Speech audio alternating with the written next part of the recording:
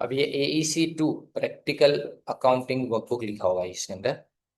यानी ये जो है ना तुम्हारा पहले, सबसे पहले पूरा का पूरा सब्जेक्ट फर्स्ट ईयर बीकॉम के अंदर जो था ना, वही सेम है सब का सब। देखो 1941 के अंदर पहले अकाउंटिंग का मतलब क्या होता था। 1941 के अंदर American institute of certified public accountants, AICPA, define किया अकाउंटिंग को इज द आर्ट। देखो पहले लिखा है आर्ट, यानी किसी चीज को रिकॉर्ड करने का आर्ट। बराबर। कितनी चीजें आती है देखो, नंबर वन पहले रिकॉर्डिंग आएगा, यानी कोई ट्रांजेक्शन को रिकॉर्ड करो, फिर क्लासीफाई करो कि वो कैपिटल है, रेवेन्यू है, कैश है, क्रेडिट है, उसको क्लासीफाई करो। फिर इसकी समरी बनाएंगे। समराइजिंग का मतलब क्या होता है? समराइजिंग का मतलब final accounts banana in significant manner in terms of money. सिर्फ पैसे, ट्रांजेक्शन एंड इवेंट। देखो मनी तो पता चलता है, यानी सब चीजें तुम्हें ने क्वांटिटी के अंदर लिखोगे नहीं, किसके अंदर लिखोगे? पैसे के अंदर, यानी रुपीज डॉलर जो है। ट्रांजेक्शन्स क्या होते हैं? जिसमें दो पार्टी इन्वॉल्व है। लेकिन इवेंट में दो पार्टी इन्वॉल्व नहीं होती। जैसे आग लगना इवेंट है, ट्रांजेक्शन नहीं है। प्रॉफिट होना इवेंट है, ट्रांजेक्शन नहीं है। लॉस होना इवेंट है, ट्रांजेक्शन नहीं है। जिसमें दो पार्टी इन्वॉल्व हो, वो तुम्हारे लिए क्या है? जहां दो पार्टी है वो तुम्हारे लिए ट्रांजेक्शन, और जहां पे सिंगल पार्टी है वो तुम्हारे लिए इवेंट है। Which are in part of at least of financial character. लेकिन ये जितनी भी चीज है वो तुम्हारी फाइनेंशियल कैरेक्टर की होनी चाहिए, मतलब जिसके अंदर मनी इन्वॉल्व हो, और उसका रिजल्ट इंटरप्रेट करना। अब इंटरप्रेटिंग का मतलब क्या? कि तुमने प्रॉफिट किया तो पिछले साल की कंपैरिजन में बढ़ा कि कम हुआ, ये करेंगे इंटरप्रिटेशन। इंटरप्रिटेशन का सीधा सीधा मतलब ये होता है कि हम चेक करें कि हमारी कंपैरिजन करें, यानी हमारी अपने आप से कंपैरिजन होनी चाहिए, और दूसरे आउटसाइडर से हमारी कंपैरिजन होनी चाहिए। अब अकाउंटिंग प्रोसेस तो देखो, पहले इकोनॉमिक इवेंट होगी, और उसमें accounting links decision makers with economic activity and with the result of the decision. तो डिसीजन मेकर क्या करेंगे? इकोनॉमिक एक्टिविटी कैसी करनी है, किस तरह से करनी है, और उसका रिजल्ट डिसीजन का वो, यानी मतलब रिजल्ट ऑफ द डिसीजन। अगर आप मैं कोई डिसीजन लेता हूँ तो शॉर्ट टर्म में और लॉन्ग टर्म में उसके इफेक्ट क्या होंगे वो देखेंगे। और कम्युनिकेटिंग अकाउंटिंग इंफॉर्मेशन का मतलब ये होता है कि हमारे ट्रेडर से उनके साथ में हमको डील करना पड़ता है, हमारे डेटर से उनके साथ में हमको डील करना पड़ता है, बैंक के साथ में, गवर्नमेंट के साथ में, कस्टमर्स के साथ में, इनके साथ में अकाउंटिंग इन्फॉर्मेशन को कम्युनिकेट करना। और डिसीजन मेकर तुम्हारे दो होते हैं, इंटरनल और एक्सटर्नल यूजर्स, दो अलग अलग। देखो इंटरनली यानी आपको अपने बिजनेस के बारे में डिसाइड करना है, और एक्सटर्नली जैसे गवर्नमेंट को कौन सी पॉलिसी बनानी है उसके बारे में डिसाइड करना हो। अब ये चीजें ऑलरेडी अपने सीख चुके हैं। चार चीजें अकाउंटिंग में आती है, पहले आइडेंटिफिकेशन, दूसरा मेजरमेंट, फिर रिकॉर्डिंग एंड कम्युनिकेशन। तो सबसे पहली बात, कौन से ट्रांजेक्शन हम रिकॉर्ड करेंगे वो चेक करेंगे। To identify events which are to be recorded. फिर इवेंट अपने कौन सी, उसको आइडेंटिफाई करें। यानी मतलब हम पहले एक्टिविटीज को ऑब्जर्व करेंगे कि कौन सी एक्टिविटी होती है, और जो फाइनेंशियल कैरेक्टर का हो ना उसी को अपने रिकॉर्ड करेंगे, और जो हमारे ऑर्गेनाइजेशन के साथ रिलेट करता हो, यानी हमारे बिजनेस के साथ कनेक्टेड हो, उसी को अपने रिकॉर्ड करेंगे। बिजनेस ट्रांजेक्शन और other economic events therefore are evaluated for deciding whether it has to be recorded in the books of account। यानी यहाँ डिसीजन लिया जाएगा कि किसको रिकॉर्ड करना है और किसको रिकॉर्ड नहीं करना है। फिर आता है मेजरमेंट। मेजरमेंट यानी एस्टिमेट करना या तो क्वांटिफाई करना, अंदाजा लगाना। पर किस में? नंबर्स में। नंबर्स में, और नंबर किसके अंदर होने चाहिए? याद रखो, अगर इवेंट कोई भी मॉनेटरी टर्म्स के अंदर नहीं होती तो उसको हम रिकॉर्ड नहीं करेंगे। यानी मनी यानी रुपी या तो पैसे के अंदर इंडिया में अगर हो तो, बाहर की कंट्री में हो तो जैसी उनकी करेंसी वैसा। That is why important items like the appointment of a new managing director, signing of contracts और changes in personnel are not shown in the books of account. यानी क्या क्या? जैसे ये याद रखना, इसको अपने रिकॉर्ड नहीं करते। नया मैनेजर आया उसको रिकॉर्ड नहीं करेंगे, कॉन्ट्रैक्ट साइन किया रिकॉर्ड नहीं करेंगे, कोई स्टाफ के अंदर बदलाव आया, किसी का प्रमोशन हुआ, किसी का डिमोशन हुआ, किसी का डिसमिसल हुआ, किसी का ट्रांसफर हुआ, ये सब रिकॉर्ड नहीं करेंगे। फिर इसके बाद में थर्ड आता है रिकॉर्डिंग। एक बार अगर इकोनॉमिक ट्रांजेक्शन को आइडेंटिफाई और मेजर कर लिया तो अब हम इसको रिकॉर्ड करेंगे अकाउंट में। किस में रिकॉर्ड करेंगे? तो मनी के अंदर। और क्रोनोलॉजिकल ऑर्डर, इसका मतलब डेट वाइज इसको रिकॉर्ड करेंगे, डेट वाइज इसको रिकॉर्ड करेंगे।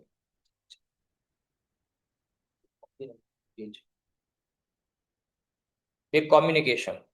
The economic events are identified, measured, and recorded in order that the pertinent information is generated यानी मतलब समझो कि जो कंटिन्यूअस और हमारे काम की इंफॉर्मेशन है वो हमें लिए होनी चाहिए। And communicated in a certain form to management. अब देखो, मैनेजमेंट को अपने कम्युनिकेट करेंगे तो पूरे अकाउंट्स हमको बताने की शायद कभी जरूरत ना भी पड़े। हम उसका कुछ रेशियो बता देंगे, जैसे ग्रॉस प्रॉफिट का रेशियो, नेट प्रॉफिट का रेशियो, फिर उसके बाद में अपने रिटर्न ऑन टोटल असेट का रेशियो, फिर डेटा टर्नओवर रेशियो, ये सारे रेशियोज हम खाली बता दें। हम यहाँ पे दो तरह के यूजर्स के साथ में डील कर देंगे, इंटरनल और एक्सटर्नल। इंटरनल यानी जो बिजनेस के अंदर होती है, जैसे मैनेजमेंट है, तुम्हारे वर्कर्स है, ऑनर्स है, ये सब इंटरनल है। और एक्सटर्नल में क्या आएगा, क्रेडिटर्स है, फिर गवर्नमेंट है, बैंक है, ये सब आएगा। The information is regularly communicated through accounting reports. इसको कम्युनिकेट करेंगे अकाउंटिंग रिपोर्ट से। These reports provide information that are useful to a variety of users who have an interest in assessing the financial performance and the position of an enterprise, planning and controlling business activities and making necessary decisions from time to time। यानी ये information जरूरी है किसके लिए, हम check करें कि हमारा परफॉर्मेंस कैसा है पास्ट का और करंट का, साथ में ऑर्गेनाइजेशन की पोजीशन कौन सी जगह पे क्या है वो देखेंगे अपने, यानी मार्केट में हमारी पोजीशन क्या है। और इम्पोर्टेंट एलिमेंट कम्युनिकेशन प्रोसेस का ये है कि अकाउंटेंट की एबिलिटी और एफिशिएंसी इससे चेक की जाएगी कि वो रिलेवेंट इन्फॉर्मेशन कैसे प्रेजेंट करता है। अब देखो, qualitative characteristics of accounting information. Account quality बताता है, क्वांटिटी नहीं।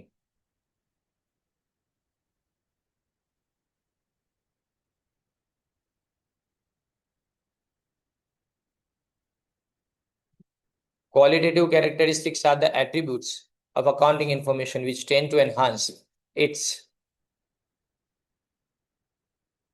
Understandability and usefulness. यानी समझना आसान बनता है इसके लिए, और उसकी यूजफुलनेस तुम्हारे लिए, यानी कितनी जरूरी है ये सारी बातें वो देखी जाएगी। अंडरस्टैंडेबिलिटी और यूजफुलनेस दोनों बातें देखी जाएगी। In order to assess whether accounting information is decision useful, accounting information in decision is useful, ये उल्टा लिखा है, यहाँ इन आएगा और यहाँ इज आएगा। It must possess the characteristics of reliability, relevance, understandability and comparability. चार चीजों को सीखना है, राइट। अच्छा, ये बता दो कि 2 क्रेडिट का सब्जेक्ट है, यानी इसमें आपको पहली एग्जाम के अंदर क्या देना है, मिड सेम के अंदर खाली 25 मार्क्स के लिए। और ये पूरा का पूरा जितना भी है ना, मैं भी पढ़ा रहा हूँ उन्हें, वो सब का सब FY BCom के अंदर जो अपने अकाउंट्स में पढ़ा था उसका complete same to same revision है, और जो भी हम पढ़ेंगे वो सब कुछ। तो इसमें चार बातें याद रखनी है, पहले रिलायबिलिटी, फिर रिलेवेंस, अंडरस्टैंडेबिलिटी और कंपेरेबिलिटी। पहले रिलायबिलिटी यानी भरोसा रहना चाहिए, रिलेवेंस यानी हमारे इसी टाइम पीरियड को रिकॉर्ड करना है जो टाइम पीरियड के बारे में अभी बात कर रहे हैं। अंडरस्टैंडेबिलिटी मतलब वो समझ में आए ऐसी लैंग्वेज में लिखना है, और कंपेयर हो सके इस तरह के नंबर्स के अंदर उसको लिखना है। ये सब डिटेल में शायद होगा। अच्छा ही नहीं है। अब सीधा अकाउंटिंग साइकिल आती है, सेकंड पेज के ऊपर देखो। ये अकाउंटिंग साइकिल भी हम ऑलरेडी सीख चुके हैं, बराबर, पर वापस करें देखो। सीक्वेंस ऑफ अकाउंटिंग प्रोसीजर, यानी स्टेप बाय स्टेप अकाउंटिंग कैसे करेंगे, रिकॉर्ड करना, क्लासिफाई करना और समराइज करना। समराइज का स्पेलिंग रॉन्ग है, SE आएगा, ES नहीं आएगा। The business transaction, it begins with the identification of business transaction. मतलब शुरुआत कहाँ से करेंगे, जैसे आगे देखा कि बिजनेस ट्रांजेक्शन में कौन से ट्रांजेक्शन रिकॉर्ड करेंगे, कौन से नहीं करेंगे। और लास्ट में अपने रिवर्स एंट्री करेंगे किसकी, प्रीपेड और आउटस्टैंडिंग एक्सपेंस की।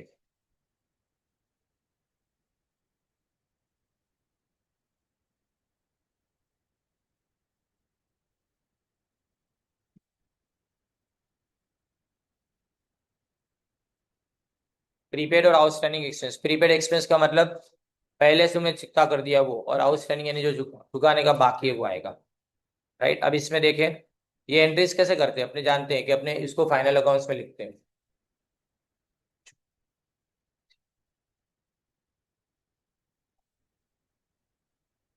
अब आगे देखो, कंसेप्ट में एंटिटी, सबसे पहले क्या आता है, एक एंटिटी यानी बिजनेस है।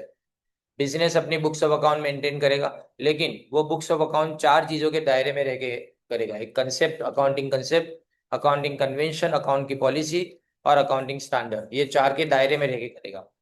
अब एंटिटी बुक्स ऑफ अकाउंट बनाएगी। बुक्स ऑफ अकाउंट के अंदर सबसे पहले तुम ट्रांजेक्शन को जब भी रिकॉर्ड करोगे तो रिकॉर्ड करने के टाइम पे तुम्हारे पास एक सोर्स डॉक्यूमेंट आएगा, मतलब वाउचर या तो कोई चीज बनाएंगे ना वो, उससे ट्रांजेक्शन रिकॉर्ड किया जाएगा। लेकिन ट्रांजेक्शन दो तरह के होते हैं, इकोनॉमिक और नॉन इकोनॉमिक। नॉन इकोनॉमिक को रिकॉर्ड नहीं करेंगे, लेकिन इकोनॉमिक ट्रांजेक्शन तीन तरह के होंगे, कैश ट्रांजेक्शन, क्रेडिट ट्रांजेक्शन और एक्सचेंज ट्रांजेक्शन। ये तीन तरह के ट्रांजेक्शन हुए। अब ट्रांजेक्शन्स को अपने दो जगह पे रिकॉर्ड कर सकते हैं, या तो जर्नल बनाओ या सब्सिडरी बुक बनाओ। याद रखना है कि जर्नल जो है ना, वो सबसे पहले प्राइमरी बुक ऑफ एंट्री है, लेकिन तुम्हारी सबसे पहली एंट्री बुक सब्सिडरी बुक बोली जाती है, राइट। अब सब्सिडरी बुक्स कितने तरह की है?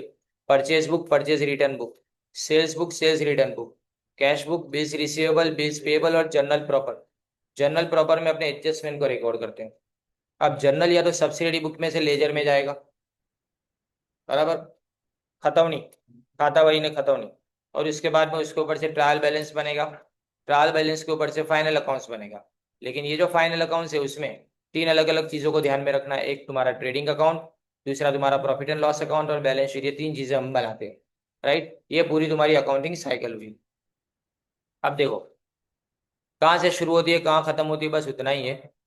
पूरी अकाउंटिंग साइकिल का डिटेल में नहीं है। तो देखो सबसे पहले ये शुरू होगा कहाँ से, आइडेंटिफिकेशन ऑफ बिजनेस ट्रांजेक्शंस। कोई भी बिजनेस एंटिटी जो भी ट्रांजेक्शन करेगी उसको पहले पहचानेंगे।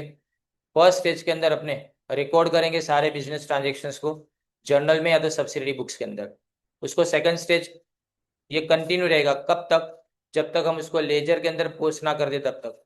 तो याद रखो, फर्स्ट आपको पूछे कि फर्स्ट स्टेज यानी identification of business transaction.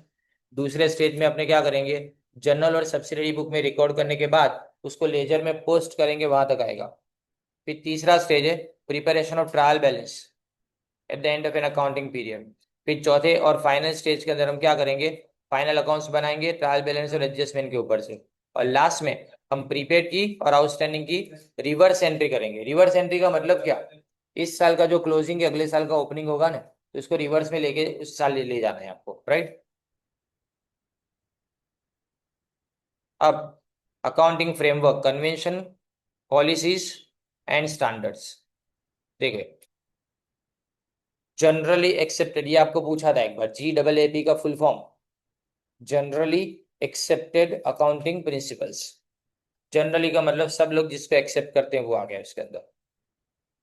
Generally accepted accounting principles refer to the rules और guidelines adopted for recording and reporting of business transaction in order to bring uniformity in the preparation and presentation of financial statement. अब इसका मकसद और समझा देता हूँ कि हम GAAP को क्यों अप्लाई करते हैं। अब सोचो कि अमेरिका के अंदर रिकॉर्ड किया, जैसे ये लोग कर रहे हैं अभी ACCA वाले, बराबर। वो क्या करेंगे, वो इंटरनेशनली एक्सेप्टेड अकाउंटिंग स्टैंडर्ड को, IFRS को देखते हैं, बराबर। इंटरनेशनल फाइनेंशियल रिपोर्टिंग स्टैंडर्ड को देखते हैं। इंडिया में अपने अपने स्टैंडर्ड को देखेंगे, दोनों अगर मैच नहीं करेंगे तो मैं अमेरिकन कंपनी के साथ में अपना परफॉर्मेंस कैसे मैच कर पाऊंगा। तो इसको मैच करने के लिए मुझे क्या करना पड़े, ऐसे स्टैंडर्ड एक्सेप्ट करने पड़े ना जो सब जगह पे सेम चलते हो। तो इसीलिए इसको बोला जाता है GAAP, जो दुनिया की हर कंट्री मानती है, बराबर ने, मेजोरिटी कंट्रीज है साहब। This principles are also refer to as concept and convention. Concept का मतलब किस ख्याल से उसको रिकॉर्ड किया जाता है, और कन्वेंशन मतलब रिवाज, परंपरा जिसको बोलते हैं, जो सालों से चला आ रहा है। From the practicality view point the various terms is the principal postulate. Postulate એટલે પૂર્વ ધારણા કહેવાય, पहले से कोई चीज को एज्यूम कर लेना। कन्वेंशन मॉडिफाइंग प्रिंसिपल्स या तो एजम्पशन, सबका मतलब एक है। PDF तीसरा पेज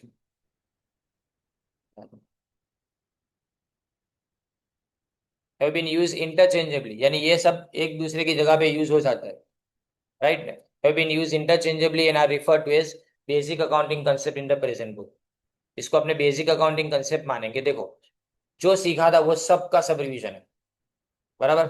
सबसे पहले क्या लिखा है, उसको फंडामेंटल आइडियाज बोलेंगे, यानी बेसिक आइडियाज, बेसिक अजम्पशन। जो कोई भी थियरी या तो प्रैक्टिस यानी अकाउंट को सीखने वाला उसको अपनाने के बाद जाके बढ़ेगा, नहीं तो नहीं।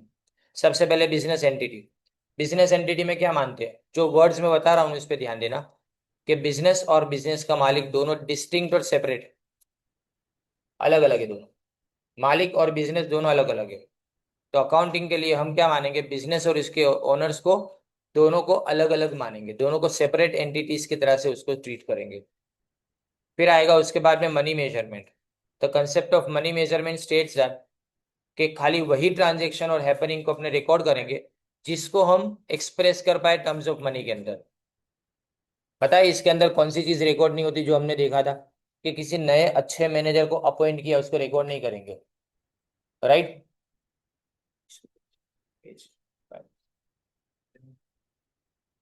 Also the records of the transaction are to be kept not in the physical units but monetary unit. मैं किलोग्राम में नहीं लिखूंगा, मैं रुपये में लिखूंगा। कोई भी ट्रांजेक्शन को किस में लिखेंगे, एक यूनिट में, रुपीज में लिखेंगे, राइट। तो ये क्या हुआ, मनी मेजरमेंट। अब गोइंग कॉन्सर्न का मतलब क्या होता है कि बिजनेस कंटिन्यू करेगा इनडेफिनेटली, यानी अनंत टाइम पीरियड तक, जितना चलेगा उतने टाइम पीरियड तक बिजनेस चलता रहेगा। और हम ऐसा मान के चलेंगे कि इस बिजनेस को वुड नॉट बी लिक्विडेटेड, यानी हम बंद नहीं करेंगे नियर फ्यूचर के अंदर, नजदीक के भविष्य के अंदर ये बिजनेस बंद नहीं होने वाला है। फिर अकाउंटिंग पीरियड का मतलब हम एक साल के ट्रांजेक्शन को देखते हैं। पता है इसमें आपको क्या पूछे, look and leap. Look and leap यानी पहले आगे पीछे का देखो कि पीछे तुमने क्या किया है, उसके बाद में चेक करने के बाद थोड़ा आगे बढ़ो। तो एक एक साल का अकाउंट रिकॉर्ड किया जाता है। हम अकाउंट को दो दो पांच पांच साल के लिए नहीं रिकॉर्ड करते, राइट, एक एक साल का रिकॉर्ड करते हैं। यानी end of the financial statement कब बनाया जाएगा, हम यहाँ पे एक साल के अंदर अपने देखते हैं, क्या देखते हैं कि कितना प्रॉफिट या तो लॉस हुआ एक साल के बाद में, और साथ में ये देखेंगे कि हमारी असेट्स और लायबिलिटी की पोजीशन क्या है। अब प्रॉफिट और लॉस चेक करने के लिए हम पीएनएल अकाउंट बनाएंगे, और असेट्स एंड लायबिलिटीज के लिए हम क्या बनाएंगे,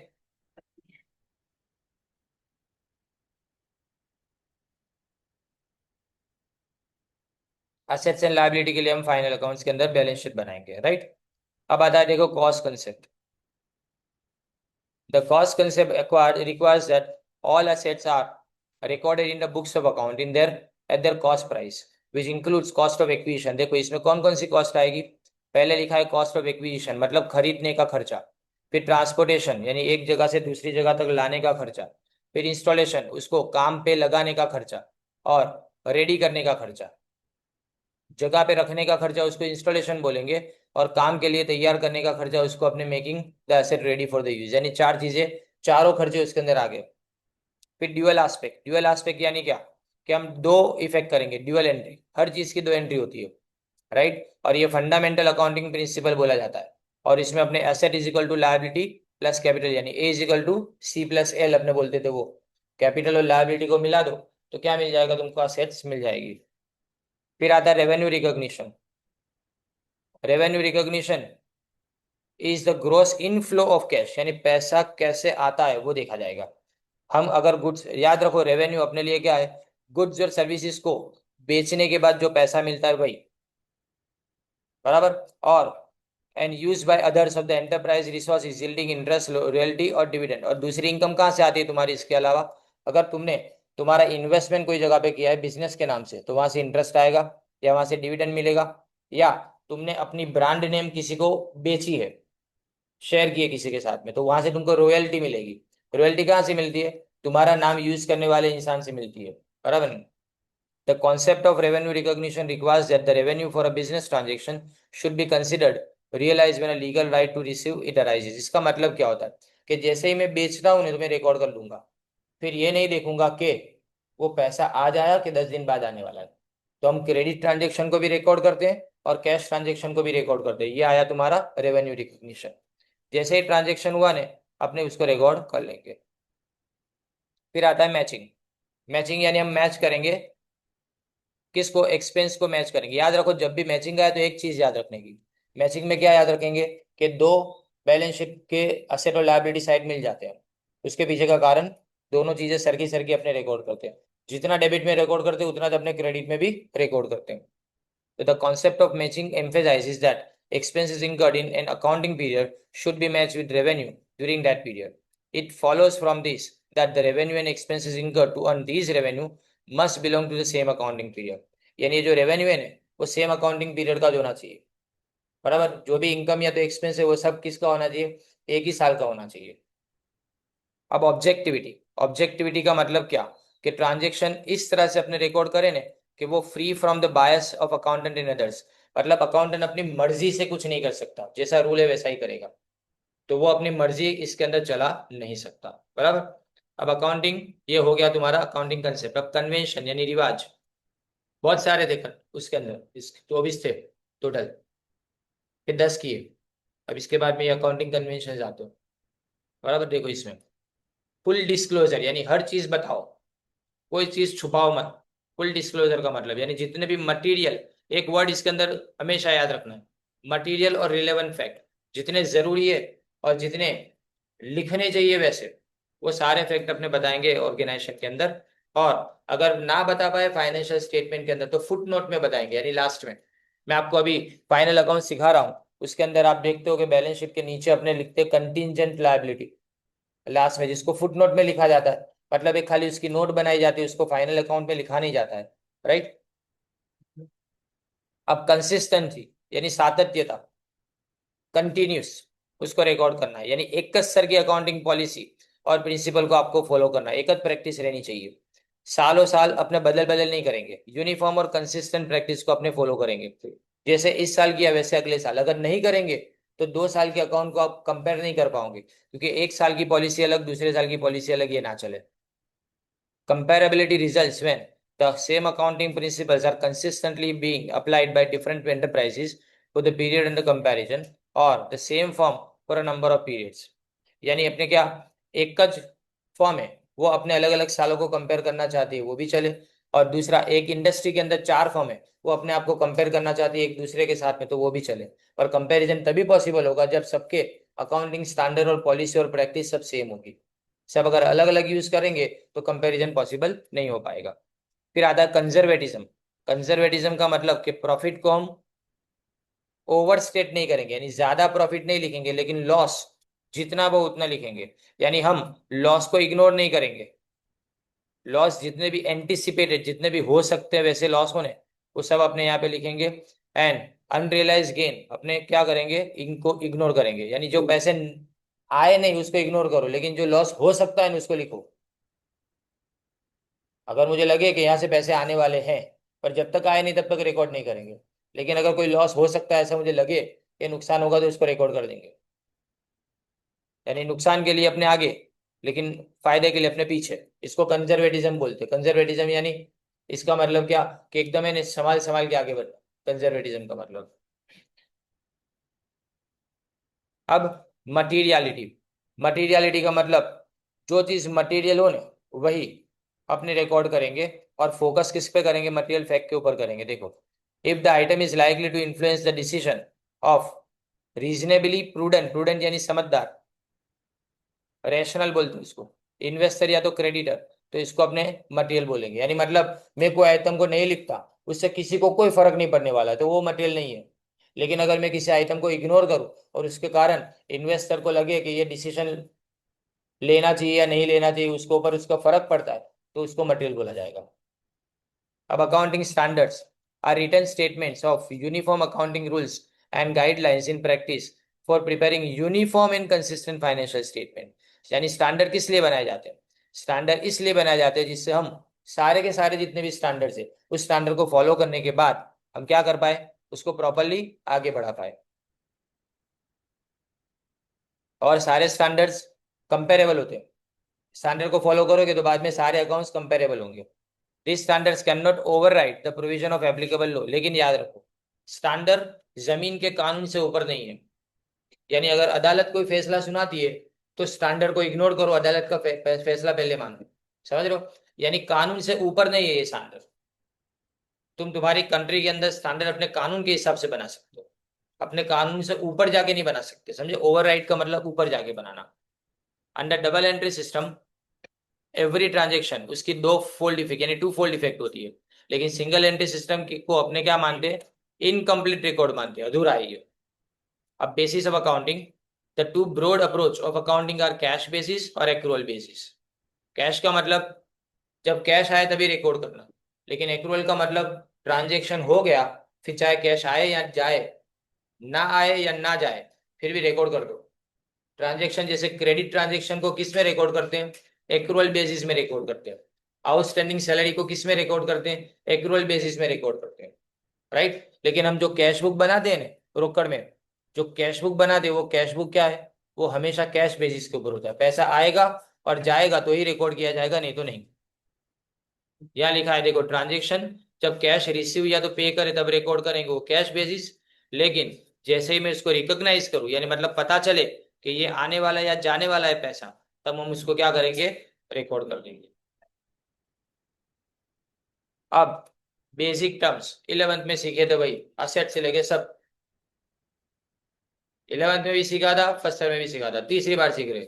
इसलिए मैंने ये सब्जेक्ट है ना आपको बोला ये इजी है, इसलिए मैंने सिलेक्ट भी किया ये, बराबर।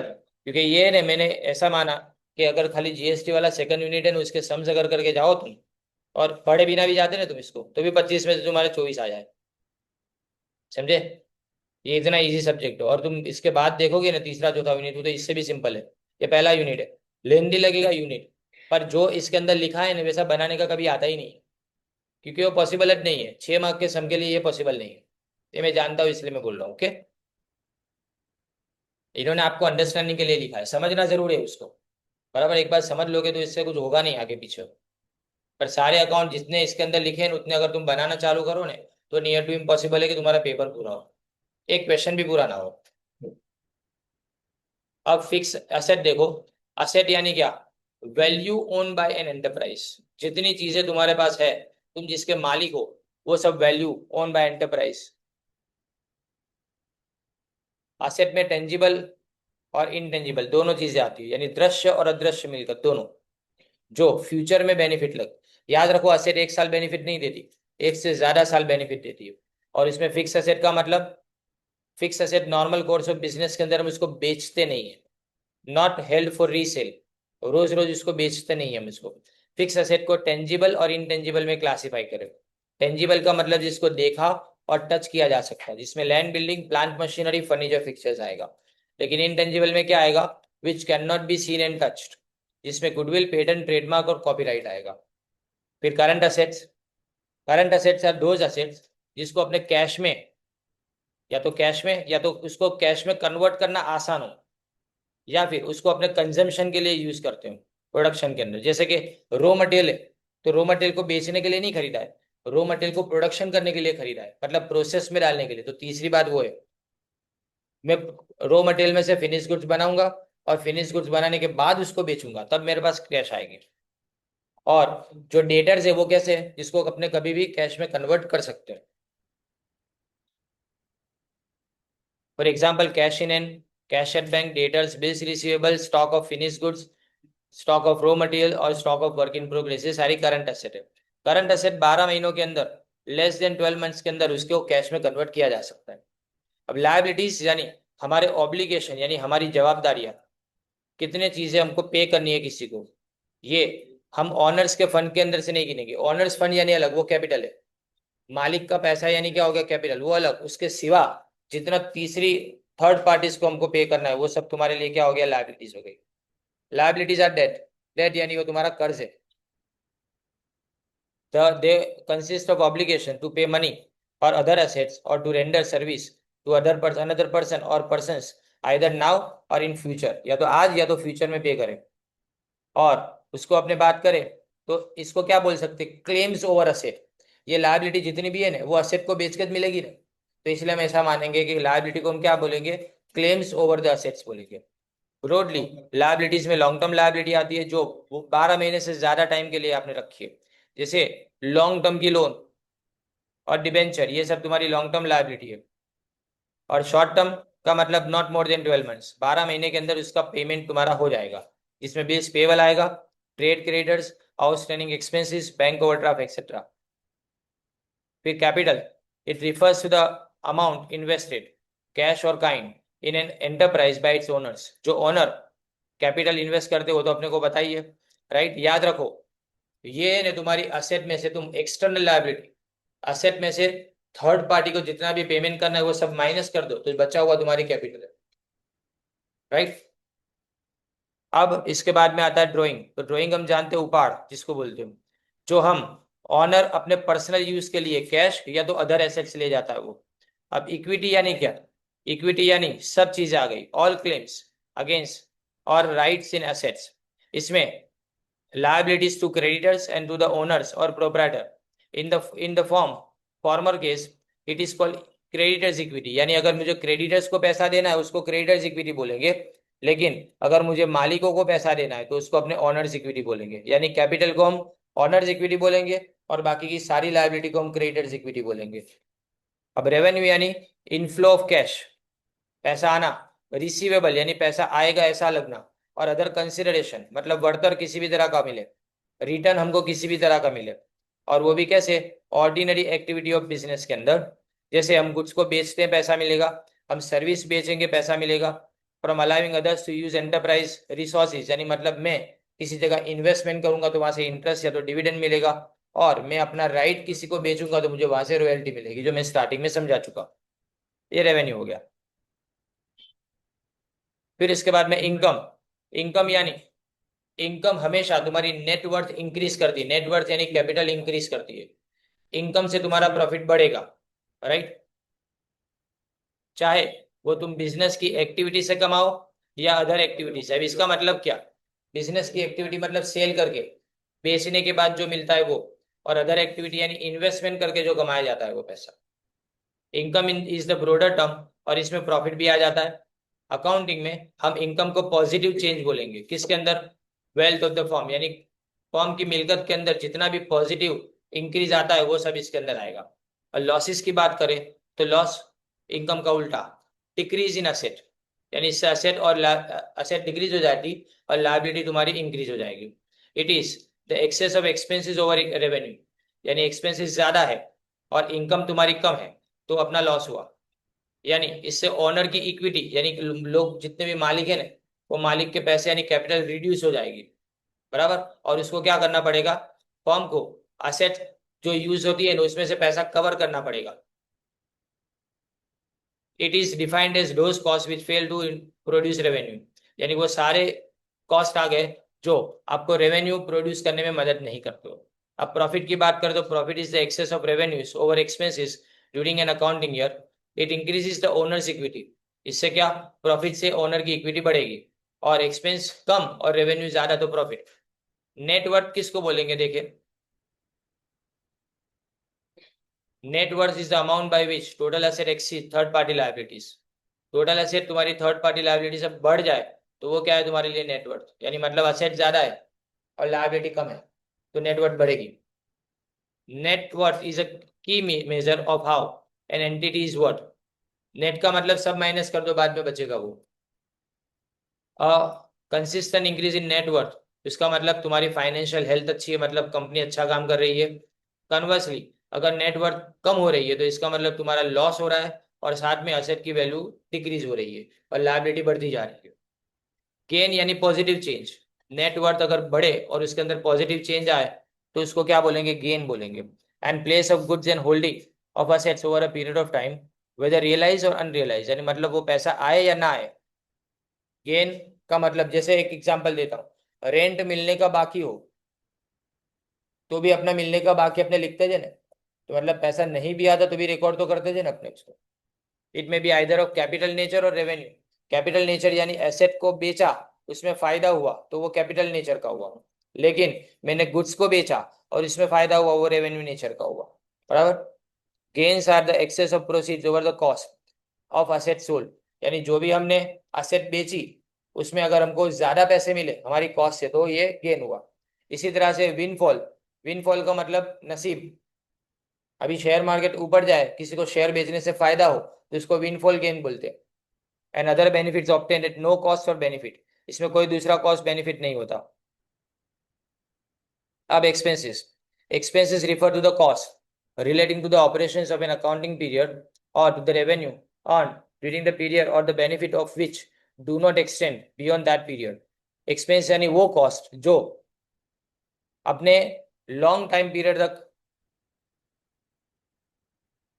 उसको यूज नहीं, sorry, expenses refer to the cost relating to the operation, यानी जो हम काम करते हैं ना उसके अंदर जो भी खर्चे होते हैं। मैं बिजनेस करूंगा तो ऐसा थोड़ा है कि पैसे आते जाएंगे, कोई खर्चा भी तो करना पड़ेगा ना, वो सारे मेरे एक्सपेंस के अंदर गिने जाएंगे, राइट। और वो एक टाइम पीरियड का गिना जाएगा। परचेस क्या है, याद रखो, जब भी परचेस लिखो ने तो गुड्स का ही परचेस होगा, असेट के परचेस को परचेस में नहीं लिखते, असेट के परचेस को अलग लिखते हैं। तो जो भी परचेज लिखे उसका मतलब क्या समझेंगे हम कि ये गुड्स का परचेज हुआ, राइट। ये कैश में भी हो सकता है और क्रेडिट में भी हो सकता है। और सेल्स का मतलब जो गुड्स अपने डील करते हैं, जो गुड्स अपने मैन्युफैक्चर करते हैं, तो जो गुड्स अपने परचेज करते हैं बेचने के लिए, उसी को बेचा तो मिलेगा, वो सेल्स है। बाकी को सेल्स नहीं बोलेंगे। स्टॉक और इन्वेंट्री, जो बेचे बिना का तुम्हारे पास पड़ा हुआ है वो तुम्हारे स्टॉक या तो इन्वेंट्री के अंदर आएगा। The term stock refers to the tangible property held for sale in the ordinary course of business or for consumption in the production of goods or services for resale। यानी मैं cell के लिए जो भी चीज रखा हूं लेकिन वो बिका नहीं 1 साल के बाद में, तो उसको क्या बोलेंगे, अपने इन्वेंट्री बोलेंगे। सब पूरा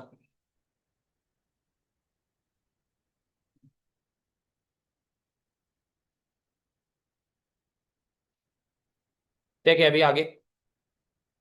debtors, debtors refers to person for from whom the amounts are due for goods sold on credit or services rendered or in respect of contractual obligation। याद रखो मैंने किसी के साथ कॉन्ट्रैक्ट किया, मुझे उसको पैसे देने के बाकी, ये डेटर सॉरी लेने के बाकी, वो डेटर है मेरा। इसी तरह से मैंने सेल किया, क्रेडिट में सेल किया, पैसे लेने के बाकी, वो मेरा डेटर है।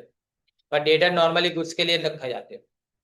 याद रखो डेटर्स में वही आएगा जो जिसको तुमने गुड्स बेचा है, राइट। जिसको तुमने असेट बेची वो तुम्हारा डेटर नहीं है, वो अलग से लिखा जाएगा। क्रेडिटर में भी सेम, कि जिसके साथ में अपने खरीदते जिसके पास है, पर कौन सा, सिर्फ गुड्स और सर्विस को, इसी को अपने क्या बोलेंगे, क्रेडिटर्स बोलेंगे। बाकी को अपने क्रेडिटर्स अलग से लिखेंगे। क्रेडिटर्स वो भी है लेकिन उसको अलग से लिखेंगे। जैसे मैंने असेट उधार खरीदी तो वो क्रेडिटर में नहीं लिखूंगा, वो अलग से लिखूंगा कि क्रेडिटर फॉर असेट। उसको अपने ट्रेड क्रेडिटर या तो अकाउंट पेएबल भी बोलते हैं। फिर बिल्स रिसीवेबल और पेएबल। बिल्स रिसीवेबल यानी कभी मैं नेगोशिएबल इंस्ट्रूमेंट, इसको क्या बोलते हैं, नेगोशिएबल इंस्ट्रूमेंट। नेगोशिएबल का मतलब मैं मेरा इंस्ट्रूमेंट किसी दूसरे को ट्रांसफर कर सकूं ने, तो वो नेगोशिएबल हो जाता है। यानी मेरे नाम से मैं तुम्हारे नाम से ट्रांसफर कर पाऊं तो वो नेगोशिएबल हो गया। तो बिल्स रिसीवेबल बेचने के टाइम पे हमको मिलता है और हम उसका पैसा सामने वाले से मांगते हैं। 1 महीने से लेकर 3 महीने तक का बिल्स रिसीवेबल बनाया जा सकता है, राइट। इसी तरह से अगर मैंने किसी के पास से गुड्स खरीदा तो सामने वाला मुझे बिल्स पेबल इशू करेगा, मुझे उसको एक्सेप्ट करके उसको रिटर्न करना पड़ेगा। तो बिल्स पेबल हमारी लायबिलिटी है और बिल्स रिसीवेबल हमारी असेट है। देखो यहाँ लिखा हुआ है बिल्स पेबल, यानी कंपनी को जिसको पे करना है वो बिल्स पेबल है, वो करंट लायबिलिटी की नहीं जाएगी। डिस्काउंट, तो ट्रेड डिस्काउंट जो है वो सबको मिलता है। बल्क क्वांटिटी में परचेस करने के टाइम पे तुमको ट्रेड डिस्काउंट मिलता है ज्यादा क्वांटिटी में, और वो अपने अकाउंट में रिकॉर्ड नहीं करते, हम सीधा माइनस कर देते उसको। यानी 5 लाख के गुड्स तुमने खरीदे, उसने आपको 10% डिस्काउंट दिया तो हम 4.5 लाख के गुड्स समझेंगे। लेकिन जब बात आती है कैश डिस्काउंट की, तो कैश डिस्काउंट कब होता है, जब हम कोई भी चीज को क्या करें, हम क्रेडिट पे परचेस करेंगे तो कैश डिस्काउंट नहीं मिलेगा। लेकिन मैं ऐसा बोलूं कि अभी कभी मैं कैश दे रहा हूँ तो सामने वाला हमको कैश डिस्काउंट देगा। ऐसे ही हम उसको ऑफर कर पाएंगे, किसको, जो हमारा डेटर है उसको, कि तू अभी के अभी पैसे दे दे या तो 10 दिन में पैसे दे तो मुझे मैं तुझे डिस्काउंट दूंगा, ऐसा। तो जब मैं डिस्काउंट दे रहा हूँ तो डिस्काउंट अलाउड है, राइट। और डिस्काउंट अलाउड तुम्हारे लिए डेबिट होगा। लेकिन अगर मेरे डिस्काउंट परचेस करने के टाइम पे मिल रहा है मुझे, तो मेरे लिए डिस्काउंट रिसीव्ड है, वो मैं उसको क्रेडिट करूंगा, राइट। अब जीएसटी आता है, लेकिन जीएसटी अपने अभी नहीं करेंगे।